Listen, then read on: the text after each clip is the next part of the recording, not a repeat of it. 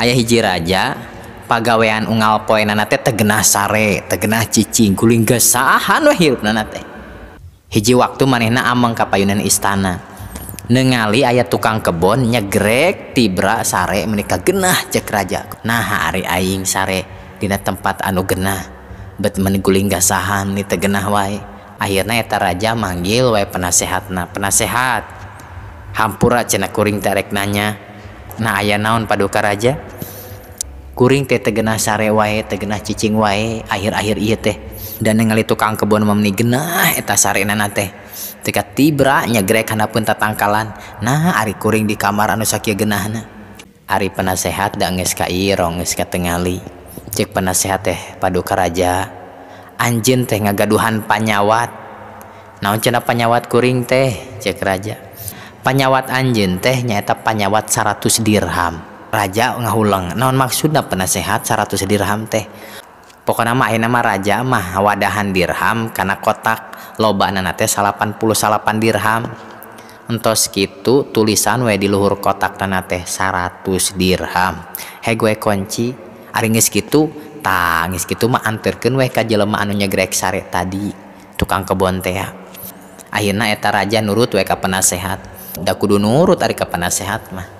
Ngawadahan we 88 dirham, ditulisan di luhurna 100 dirham. Nitah we ka pengawal wayahna panganterkeun ka tukang kebon anu sare tadi di hanapeun tatangkalan, cek eta raja. Dibikeun we ku pengawal teh ka ditu. Begitu eta tukang kebon narima eta kotak anu tulisanana 100 dirham, da teu eling atuh ibu bapak tuturubun balik, catang dirempak tunggul disuruduk, aya doma keur ngajuru ditubruk ku atan teu elingna. Nepi ka imah nyai cenah nyai ieu teu ngali buru akang mawa naon. Ditengali ku pamajikan, akang ieu teh milik ti mana? Ieu teh ti raja nyai cenah tadi. Aduh, buburu akang buka. Dibuka ku tukang kebon jeung pamajikanana. Diburu dahakeun, aduh ieu dirham akang. Heuh atuh ti mana tukang kebon kudu mangih milik jiga kitu anu tara-tara biasana mah palakesah yang dahar oge. Ari ieu meunang dirham 100 dirham ti raja. Buburu cenah bapak urang hitung ka dieu. Dihitung jeung pamajikan teh 1 2 3 4 5 genep 7. Singkat cerita 87 88 88 ke ari hiji deui ka mana nyai? Alah akang cenah boa salah ngitung. Dihitung deui 87 8 geuningan anger 88 nyai. Alah geus mulai tegang. Wah ieu mah jigana mah murag.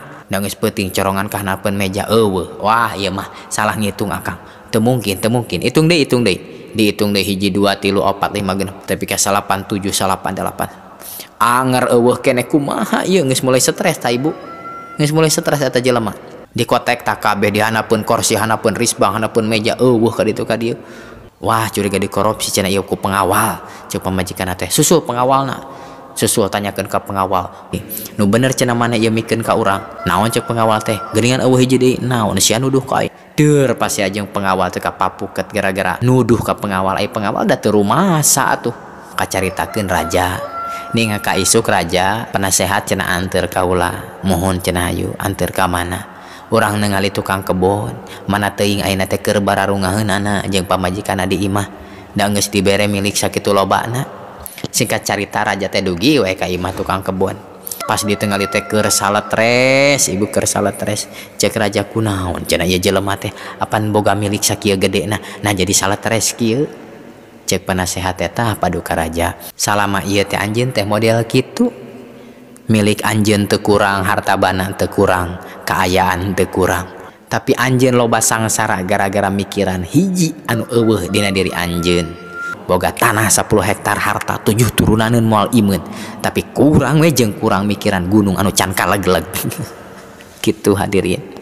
Jadi geuning kasangsaraan hirup teh gambarana lain dina aya jeung lain dina teu ayana, lain dina boga jeung teu bogana, lain dina beunghar jeung miskinna. Kasangsaraan hirup mah tah dina hate anu teu loba syukur kana nikmat anu aya. Henteu nginget-nginget nikmat anu aya. Lobana urang teh loba nginget-nginget nikmat anu teu aya dina diri urang. Akhirna urang teh loba sangsara, loba ka stres jeung sajabana. Makana pantes ceuk Allah lain sakartum la azidannakum. Anu syukur mah ditambah-tambah nikmatna.